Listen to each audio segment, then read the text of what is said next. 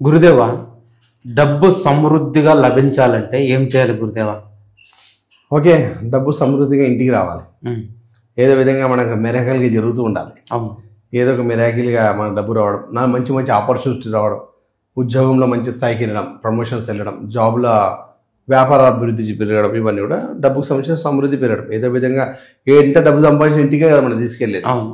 ఇంట్లో ఉండే ఒక మనం అంటారు కదా, అందరూ కూడా డబ్బే ఉండే చెట్లు కాస్తుంది అంటారు కదా. ఉమ్, డబ్బు చెట్లకు నిజంగానే కాస్ట్ చూపిస్తుంది.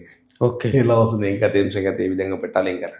ఓకే. భగవంతుడు మనకు 1,38 లక్షల రెమెడీస్ ఇచ్చాడు ఎన్నో పరంగా. ఉమ్, అంటే వస్తువుల పరంగా, రత్నాల పరంగా, చెట్ల పరంగా, పక్షుల పరంగా, వృక్షాల పరంగా ఎన్నో రకాలుగా ఇచ్చాడు మనకు. ఏ విధంగా ఏం పెట్టుకుంటే బాగుంటుంది, ఏ విధంగా ఏం చేస్తే బాగుంటుంది అని ఎన్నో ఉన్నాయి. అవును. ఆ విధంగా ఎన్నో రకాలుగా మీకు చెప్తాను. ఇంటికి డబ్బు సమృద్ధిగా ముందుకు వెళ్తుండాలి. ఎప్పుడు డబ్బు వస్తూనే ఉండేటట్టుగా.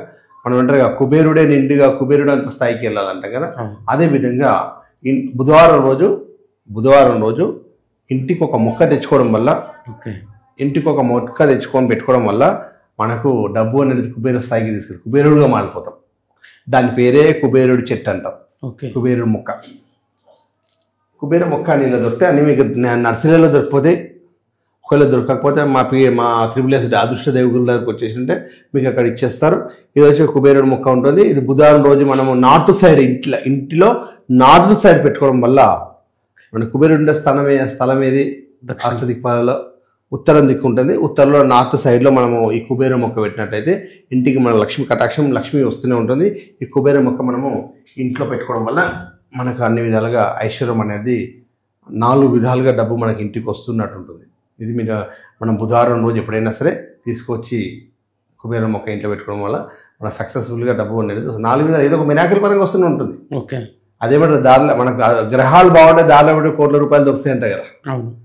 అదేవిధంగా మనకు భగవంతుడు ఇచ్చిన అనుగ్రహం ఎన్నో ఉన్నాయి. అట్లా మనము పెట్టుకొని ఉండడమే సక్సెస్గా అయితేనే ఉంటాం. ఓకేనా? నిజంగా శుభంగా జరుగుతుంది. చేయండి.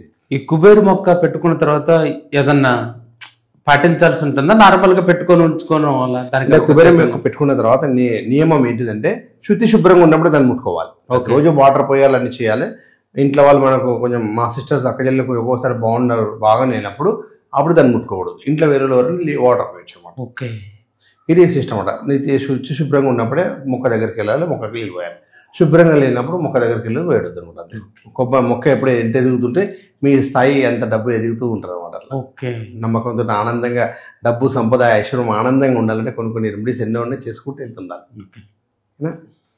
చూశారు కదా, గురువుగారు చెప్పిన ఈ చిన్న రెమెడీని ఫాలో అవ్వండి. మీ ఇంట్లోకి ధనాన్ని ఆహ్వానించండి.